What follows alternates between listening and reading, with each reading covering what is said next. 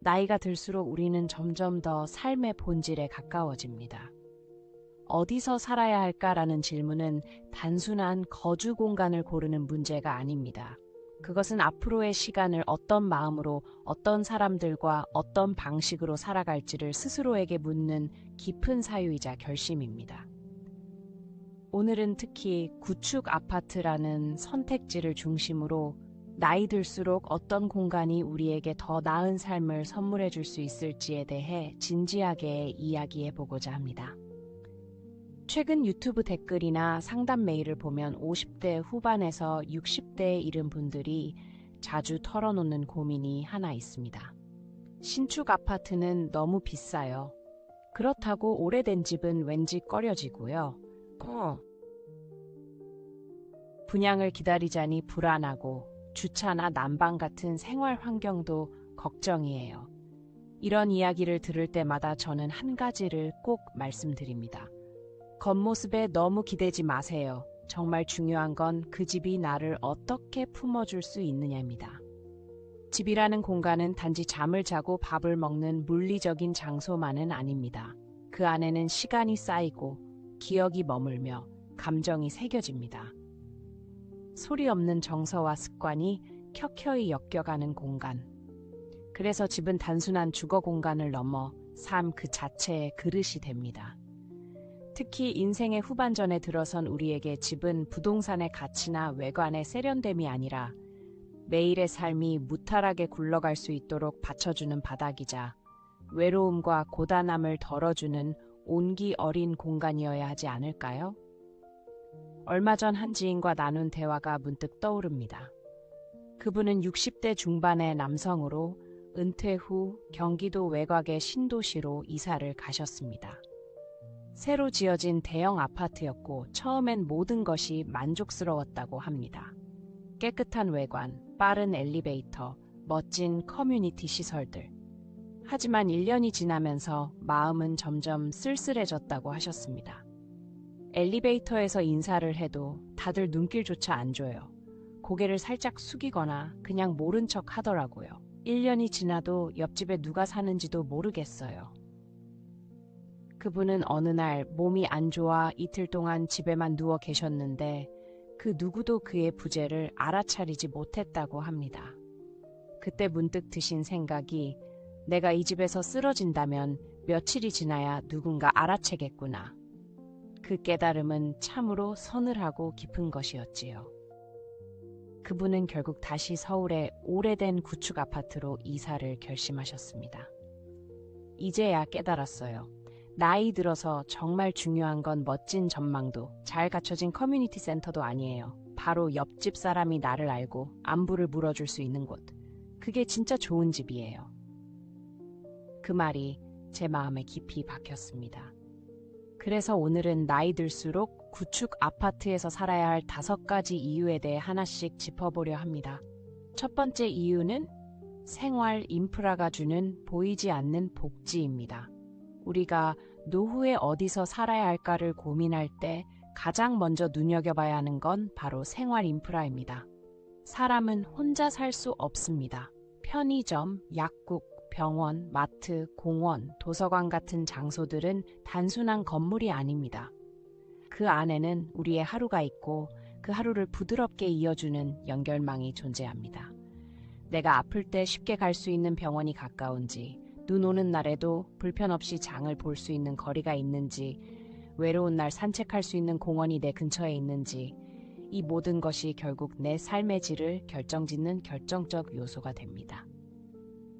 그리고 그런 인프라는 단 하루아침에 만들어지지 않습니다.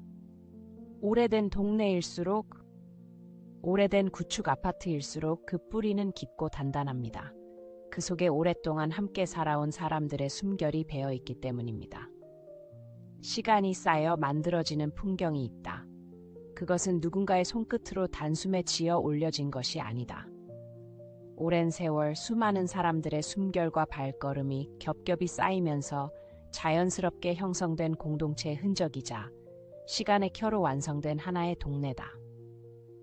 이런 시간의 퇴적물이 바로 구축 아파트가 서 있는 자리의 진짜 가치다. 그 아파트 한 채만 오래된 것이 아니라 그 주변 거리와 골목, 마을 전체가 이미 오랫동안 사람들의 생활로 채워진 살아있는 공간이 되어 있는 것이다. 서울 마포구에 사시는 정순덕 할머니를 나는 잘 안다. 그분이 사시는 아파트는 지어진 지 35년이 넘었다. 외관은 세월의 흔적을 숨기지 못해 낡아 보이고 복도는 다소 좁고 엘리베이터도 요즘 신축에 비하면 느리며 철문으로 된 현관문은 세월의 냄새를 머금고 있다. 그럼에도 불구하고 정할머니는 그 집이 너무 좋다고 단언하신다. 약국은 2발짝이면 되고 내과는 바로 골목 하나만 돌면 나와요. 정형외과도 걸어서 7분, 시장은 딱 8분 거리예요. 이 나이에 그게 얼마나 큰 축복인지 아세요? 그 말씀을 듣는 순간 나도 모르게 고개가 끄덕여졌다. 나이가 들수록 병원을 찾거나 반찬거리를 사러 나가는 일이 자주 생긴다. 자동차 없이도 불편함 없이 다닐 수 있는 거리는 삶의 질을 결정짓는 중요한 요소다. 이처럼 구축 아파트가 가지는 압도적인 장점은 단지 건물 하나가 아니라 그 건물을 중심으로 이미 오래전에 완성된 생활권이 있다는 사실이다. 아파트 안에 각종 편의시설이 없어도 그 아파트를 둘러싼 동네 자체가 편의시설의 집합소인 셈이다. 두 번째로 생각해 볼 것은 숫자가 주는 마음의 안정이다. 우리는 종종 신축 아파트를 보며 감탄하곤 한다. 와, 정말 멋지다. 깔끔하고 고급지다.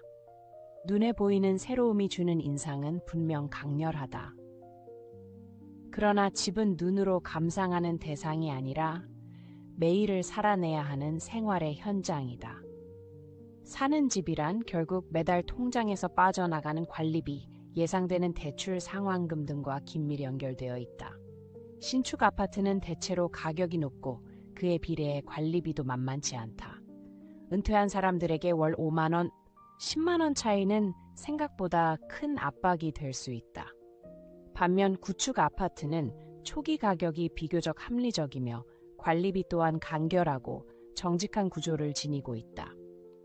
엘리베이터는 한두 대, 경비도 최소한, 시설은 단출하지만 그만큼 꾸준히 부담 없이 유지할 수 있는 집이라는 큰 장점을 안고 있다.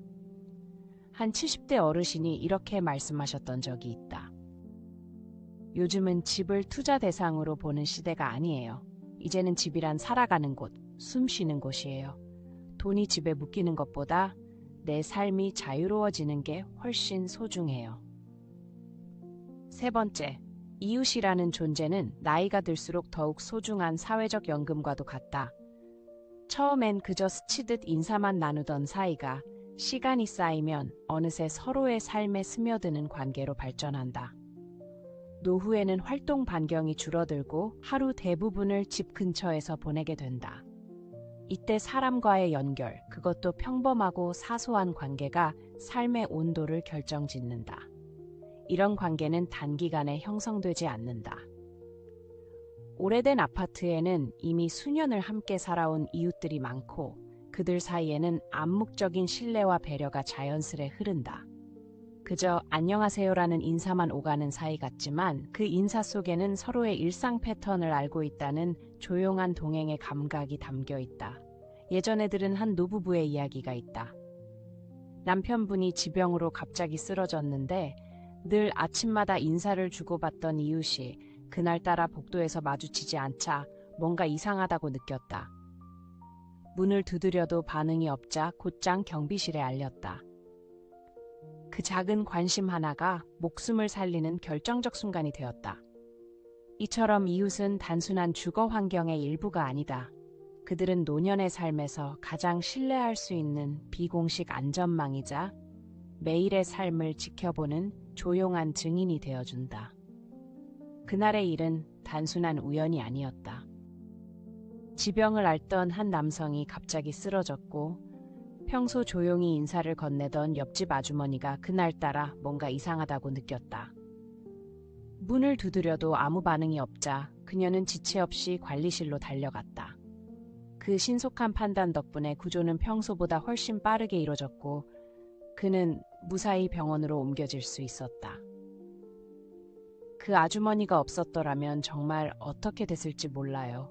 그냥 복도에서 몇 마디 나눴을 뿐인데 그게 제 생명을 구한 셈이에요. 그 말을 들으면서 내 안에서 어떤 확신이 생겼다. 이웃은 보험보다 신속하고 연금보다 따뜻하다. 요즘 신축 아파트는 규모도 크고 동시에 입주한 사람들이 많다 보니 자연스럽게 구성원도 비슷한 경우가 많다. 대개는 어린 자녀를 둔 젊은 부부나 맞벌이 가정이 중심이 되며 중장년층이나 노년층은 이질감이나 소외감을 느끼기 쉽다. 그리고 프라이버시라는 이름 아래 이웃 간의 거리두기는 더 철저해진다. 아무도 누군가의 부재를 눈치채지 못하는 그 고요한 단절. 오히려 그런 아파트일수록 혼자라는 감각은 더 깊이 스며든다. 반면 구축단지는 시간의 흐름 속에서 자연스럽게 형성된 정서의 지층이 남아있다. 관리실 아저씨는 누가 어느 층에 사는지 얼굴과 이름을 외우고 있고 경비 아저씨는 언제쯤 약국을 다녀오는지 기억하고 있다. 김장 좀 했어요. 이거 드세요.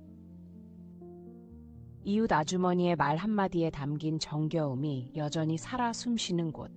그런 공간은 지금도 존재한다. 물론 모든 구축단지가 따뜻한 공동체는 아닐 수 있다. 간섭이 지나치거나 폐쇄적인 분위기를 가진 곳도 분명 있다. 하지만 대다수의 오래된 아파트 단지는 그렇게 시끄럽지 않은 연대감, 그냥 알고 있다는 조용한 배려가 흐르는 장소다. 서로 친하지 않아도 누군가가 아프면 문을 두드릴 수 있는 거리. 내가 사라지면 누군가는 알아채 줄 것 같은 안도. 그것이 바로 구축 아파트가 제공하는 진짜 사회적 연금이다. 네 번째, 우리는 종종 지배 구조를 당연하게 받아들이지만 사실 그 구조는 삶의 자유도를 결정짓는 매우 본질적인 요소다. 신축 아파트를 생각하면 대부분 효율성을 떠올린다. 방의 개수, 화장실의 위치, 거실의 넓이, all 시스템화된 틀 안에서 계산된다. 하지만 들여다보면 이런 효율성이 오히려 삶의 다양성과 개성을 억누르는 틀이 되기도 한다. 요즘 지어지는 아파트는 설계도 유사하고 동선도 비슷하다. 처음엔 편리해 보여도 시간이 지나며 어느 순간 문득 왜 이 집이 내 집 같지 않고 낯설까라는 생각이 드는 이들도 있다. 반면 구축 아파트는 단순한 구조 속에 여유가 숨겨져 있다. 불필요한 벽을 허물면 거실을 확장할 수 있고 작은 방 하나는 서재나 작업실로 재탄생할 수 있다. 넉넉한 베란다는 누군가에겐 텃밭이 되고 또 누군가에겐 반려묘의 놀이터가 된다. 자신의 삶에 맞춰 조율할 수 있는 여지가 많기 때문에 나이가 들수록 이런 유연함이 큰 가치를 지닌다. 예전에 만난 한 60대 부부가 있었다. 그들은 21평짜리 오래된 아파트를 전면 리모델링했다. 신축은 보기엔 예뻤지만 우리 삶의 박자와는 맞지 않았어요. 그들은 집을 맞춰가는 공간이 아니라 내 삶에 맞게 재구성하는 공간으로 만들고 싶었다. 그래서 거실 벽을 없애고 그 자리에 두 사람이 나란히 앉아 그림을 그릴 수 있는 작업 테이블을 놓았다. 주방도 디귿자 형태로 넓혀 아내 혼자 요리하지 않고 남편이 옆에서 설거지를 거들 수 있도록 바꾸었다. 이렇게 집의 구조를 내 삶에 맞게 바꾼다는 것, 그게 나이 들수록 꼭 필요한 사치 아닐까요? 돈이 많이 드는 호사가 아니라 내 생활을 내 방식으로 꾸려가는 사치 말이에요. 최근에는 국가와 지자체에서도 구축 아파트의 리모델링을 적극적으로 지원하고 있다. 큰 돈을 들이지 않고도 충분히 삶에 맞는 공간을 만들어갈 수 있다는 뜻이다. 그렇게 바꾸어진 집은 단순한 거처가 아니라 내가 살아온 시간과 앞으로 살아갈 방식이 담긴 또 하나의 자화상이 된다. 삶의 질을 높이는데 반드시 많은 돈이 필요하진 않습니다. 어쩌면 적은 비용으로도 더 풍요롭게, 더 자유롭게 살아갈 수 있는 시대에 우리는 서 있습니다. 오래된 집이 주는 느슨한 여백과 유연함, 그리고 그 속에서 누릴 수 있는 생활의 자유, 그 자체가 어쩌면 진짜 럭셔리 아닐까요? 이제 마지막으로 말씀드릴 다섯 번째 이유는 지나친 빚 없이도 내 집을 마련할 수 있는 현실적인 안정성에 대한 이야기입니다. 신축 아파트는 대부분이 고가입니다. 은퇴 이후 새로 집을 장만하려는 이들이 신축을 선택하면 어김없이 따라붙는 것이 대출이란 이름의 부담입니다. 결국 노후의 삶이 내 집에 얽매여 통장은 비고 매달 은행 이자를 걱정하며 살아가야 한다면 과연 그것이 안정된 노후일까요? 어느 날 한 어르신이 이렇게 말씀하신 적이 있습니다. 우리 집 낡았다고 놀라는 사람도 있는데 난 괜찮아요. 빚이 없잖아요. 그게 훨씬 마음이 놓여요. 그 말이 참 오래도록 마음에 남았습니다. 무언가를 더 가지는 것보다 덜 걱정하고 사는 삶. 그 진심이 오히려 부유함의 또 다른 형태라는 걸 깨달았습니다. 구축 아파트는 대체로 가격이 합리적이고 진입 장벽도 낮은 편입니다. 그래서 무리하지 않고 내 집을 가질 수 있는 현실적인 대안이 됩니다. 그렇게 절약된 자금은 건강을 챙기거나 손주에게 쓰거나 여유로운 여행이나 비상금으로 남겨둘 수 있습니다. 노후의 삶은 바로 그런 여유에서 오는 것이니까요. 그리고 한 가지 더 중요한 점은 이 오래된 집들이 이미 시간의 검증을 통과한 공간이라는 것입니다. 30년, 40년 동안 수많은 사람들이 드나들며 살아온 곳. 그 안에는 시간의 흐름과 함께 견뎌낸 구조적 안정성이 고스란히 남아 있습니다. 그리고 무엇보다 그 안에서 형성된 공동체, 쌓여온 삶의 흔적들이 공간의 무게와 따뜻함을 동시에 더해줍니다. 물론 노후화된 설비는 어느 정도의 유지와 점검이 필요합니다. 하지만 이건 신축도 마찬가지입니다. 오히려 신축은 문제가 아직 드러나지 않았기에 언제 어떤 문제가 터질지 모른다는 점에서 더 불안할 수도 있습니다. 그에 반해 구축 아파트는 이미 관리 체계가 자리를 잡았고 입주민들의 생활 패턴과 공동체 의식 또한 성숙해진 경우가 많습니다. 그런 점에서 오히려 더 안정적이고 예측 가능한 환경을 제공하기도 하지요. 물론 구축 아파트에도 단점은 있습니다. 주차 공간이 협소하거나 외관이 낡아 보인다거나 재건축이 될지 불투명하다는 점은 누구나 걱정할 수 있습니다. 하지만 최근에는 지하 주차장을 새롭게 조성하거나 외벽을 리모델링하여 분위기를 완전히 바꾼 단지들도 많아졌습니다. 그리고 설비가 낡았다는 문제도 관리가 잘 이루어지는 단지에서는 주기적인 교체와 점검으로 오히려 신축보다 체계적으로 운영되는 사례도 있습니다.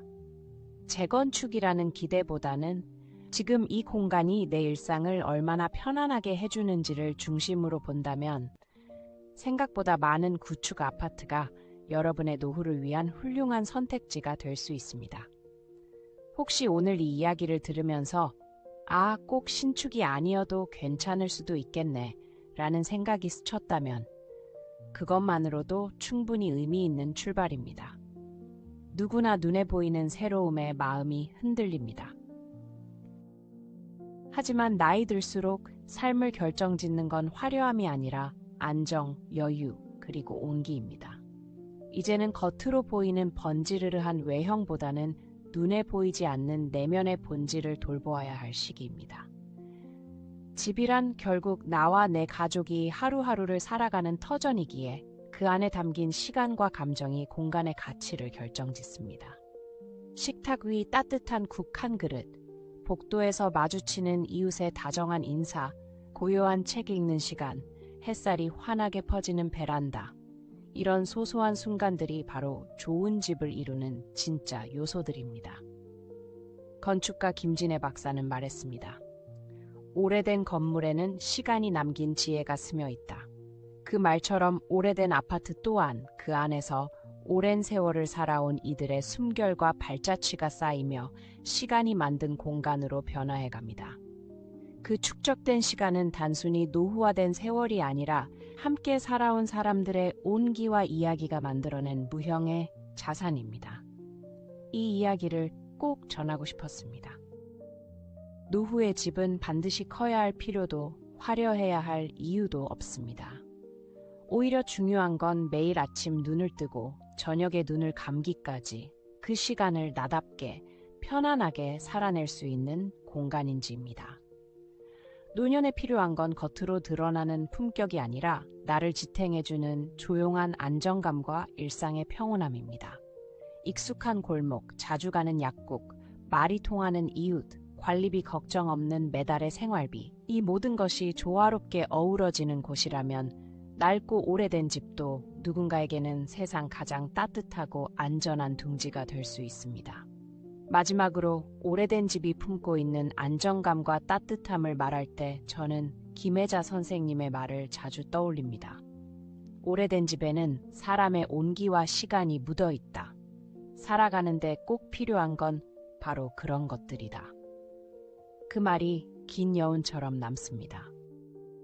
여러분의 노후가 그런 온기 있는 공간 안에서 펼쳐지기를 진심으로 바랍니다. 지금 머무는 그 집이 혹은 앞으로 머물게 될 집이 비록 다른 이의 눈엔 낡고 초라하게 보일지 몰라도 당신에게만큼은 가장 포근하고 안온한 안식처가 되기를 바랍니다. 오늘 말씀드린 5가지 이유가 여러분의 삶의 방향을 결정짓는데 작은 나침반이 되었기를 바랍니다. 천상병 시인은 말했습니다. 인생은 소풍처럼 잠시 들렀다 가는 길이라고. 그 길 위에서 우리는 단 2평의 공간에서도 자신만의 방식으로 자유로운 삶을 꿈꿀 수 있습니다. 어느 동네, 어떤 집이냐는 결국 중요한 게 아닙니다. 그 공간을 얼마나 따뜻하고 행복한 시간으로 채워갈 수 있느냐, 그게 진짜 중요한 본질이지요. 우리는 어차피 언젠가는 모든 걸 놓고 떠나야 하는 존재이니까요. 그러니 지금 이 삶, 지금 이 공간이 나에게 어떤 의미인지 깊이 들여다보는 일이야말로 진짜 좋은 집을 고르는 가장 현명한 출발이 될 수 있습니다. 이처럼 노후에 살기 좋은 주거지를 선택할 때는 무엇보다 의료시설, 생활 인프라, 교통, 경제적 지속 가능성을 꼼꼼히 따져봐야 합니다. 그저 보기 좋은 집을 택했다가 실제로는 병원도 멀고 교통도 불편하고 삶이 단절되어 버린다면 그 삶은 피곤함의 연속이 될 수 있으니까요. 우리나라 중장년층은 은퇴 후 어떤 삶의 터전을 가장 선호할까요? 한 조사에서는 베이비붐 세대를 대상으로 노후의 이상적인 주거 형태를 물었습니다. 응답자들은 공통적으로 주변에 병원이 있어야 한다는 점을 가장 중요한 조건으로 꼽았습니다. 은퇴 후의 집은 단순한 쉼터 그 이상이어야 합니다. 병원과의 접근성, 장보기가 쉬운 상권, 자녀들이 부담 없이 찾아올 수 있는 거리, 그리고 작게나마 소일거리라도 할 수 있는 환경. 이 모든 요소들이 균형 있게 갖춰져야 비로소 진짜 살만한 곳이 되는 것이죠. 거기에 대형마트, 운동시설 등 생활 편의 인프라까지 갖춰진다면 그곳은 단순한 주거지를 넘어 노년의 삶을 풍요롭게 채워줄 든든한 배경이 되어줄 것입니다. 도시의 속도를 잠시 멈추고 자연의 품으로 돌아가고 싶은 사람들은 여전히 많습니다. 비록 사회 전체가 고층 아파트와 스마트 시티로 나아가는 흐름을 타고 있지만 어떤 이들은 마음 한편에 작은 밭과 정겨운 이웃이 있는 전원 생활을 꿈꾸고 있지요. 지난해 귀농 귀촌을 택한 가구 수는 각각 1,400씩 흰 가구와 3,760가구로 나타났습니다. 이는 전년 대비 13.5%, 12.3%씩 감소한 수치입니다. 2020년과 2021년 코로나19로 인해 도시의 삶이 흔들리자 한동안 시골로 향하는 발걸음이 늘었지만 도시 경제가 회복되자 다시금 시선은 도심을 향하고 있습니다. 하지만 여전히 많은 사람들은 도시를 벗어나고 싶다는 갈망을 품고 있습니다. 교통의 발달로 접근성이 좋아졌고 일상에 지친 이들에게 전원 생활은 일종의 대안처럼 여겨집니다. 그러나 막상 살아보면 그 삶이 생각보다 녹록지 않다는 사실을 절감하게 됩니다.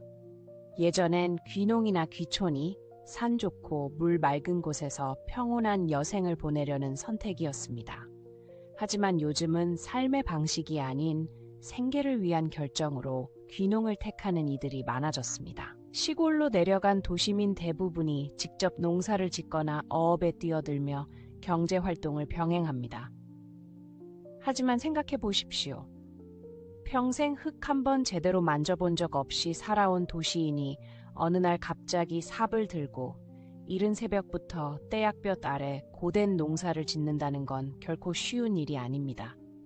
그건 곧 말 그대로 중노동의 세계로 뛰어드는 것입니다. 실제로 정부 통계에 따르면 귀농 후 다시 도시로 되돌아오는 역귀농 비율은 약 10%라고 집계되지만 현장에서는 그보다 훨씬 많다고 입을 모읍니다. 즉, 귀농 생활은 생각보다 훨씬 더 현실적인 고민과 준비가 필요하다는 뜻입니다. 최근에는 도시와 시골을 번갈아가며 사는 이들도 늘고 있습니다. 이를 셔틀형 귀촌이라 부르기도 하지요. 도시에 본거지를 두고 지방의 전세집에 일정 기간 머문 후 계약이 끝나면 또 다른 지역으로 옮겨 다니는 방식입니다. 전국을 여행하듯 살아보며 자신에게 맞는 곳을 찾는 삶의 리스크를 분산시키는 방식이기도 합니다. 몇 년 전부터 코로나19로 인한 경제 부양책으로 시중에 돈이 넘쳐나면서 부동산 시장 역시 크게 들썩였고 삶의 기반이 되는 주거비는 상상 이상으로 상승했습니다. 이런 상황에서 은퇴 후 거주지를 선택하는 일은 단순한 이사, 그 이상의 문제입니다. 경제적 여력, 건강 상태, 삶의 철학, 그리고 돌봄에 대한 고려까지 모두 포함되어야 하는 복합적인 결정이기 때문입니다. 집은 단지 몸을 눕힐 곳이 아니라 마음까지 쉴 수 있는 터전이어야 합니다. 노년으로 접어들수록 집에서 머무는 시간이 길어지고 그만큼 주거 환경의 안정성은 삶의 질을 좌우하게 됩니다. 젊을 땐 출근 거리, 자녀 학교, 편의시설 접근성, 재산 가치 등 여러 요소들이 집을 고르는 기준이 되었다면 노후에는 조금 다릅니다. 화려한 아파트보다는 덜 불편하고 덜 부담되며 더 자유로운 삶이 훨씬 중요해집니다. 사실 많은 사람들이 은행 대출에 얽매여 겨우 유지하는 삶을 살아갑니다. 하지만 인생의 후반부에 들어섰다면 오히려 그 부채라는 족쇄에서 벗어나는 것이 가장 큰 자유일지도 모릅니다. 그리고 그 자유를 누릴 수 있음에도 과거의 관성, 남들의 시선, 재산에 대한 집착 때문에 그러지 못한다면 그것이야말로 가장 안타까운 현실일 것입니다. 남이 보는 외형보다 나를 가장 평온하게 만들어줄 수 있는 공간을 찾는 일. 그게 진정한 노후의 시작이자 우리가 다시 삶을 설계해야 하는 이유입니다. 화려한 건축물보다 중요한 것은 그 안에 나의 일상이 어떻게 흐르고 얼마나 따뜻하게 스며드는가입니다. 과학자 정승은은 한 인터뷰에서 이렇게 말했습니다. 자신이 어떤 공간에 있을 때 마음이 가장 편안하고 창의성이 살아나며 깊은 위안을 얻는지 스스로에게 물어보라. 역세권인지, 학군이 좋은지, 투자 가치가 얼마나 되는지 같은 외적 기준에만 매달리지 말고 그 공간 속에 놓인 나의 내면을 들여다보라. 그는 뇌과학과 건축을 아우르는 신경건축학이라는 시선으로 집이라는 공간의 본질적 가치를 강조했습니다. 우리는 종종 집을 자산의 일부로만 여깁니다. 특히 부동산 가격이 하늘 높은 줄 모르고 치솟을 때 도심에 위치한 아파트를 처분하기란 결코 쉬운 일이 아닙니다. 하지만 나이가 들어가며 몸의 움직임이 둔해지고 삶의 리듬이 느려지기 시작하면 그 집이 여전히 나에게 알맞은 공간인지 다시 점검해 볼 필요가 있습니다. 한때는 아이들을 키우고 재산으로 관리해오던 넓은 집이 어느 순간엔 나에게 너무 크고 너무 낯선 공간이 될 수 있습니다. 그럴 때는 과감히 정리하고 내 신체와 일상 반경에 꼭 맞는 집을 새롭게 선택하는 용기도 필요합니다. 프랑스 작가 도미니크 로로는 자신의 저서를 통해 이렇게 말했습니다. 행복은 공간의 넓이에 달려있지 않다. 집은 작을수록 노인에게 더 어울린다. 그녀는 단순하고 간결한 삶이 주는 평온함과 정돈된 일상이 노년의 삶에 얼마나 깊은 안정감을 주는지 예찬했습니다. 이번 이야기를 통해 노후의 거주지를 선택할 때 반드시 고려해야 할 요소들을 차분히 살펴보았습니다.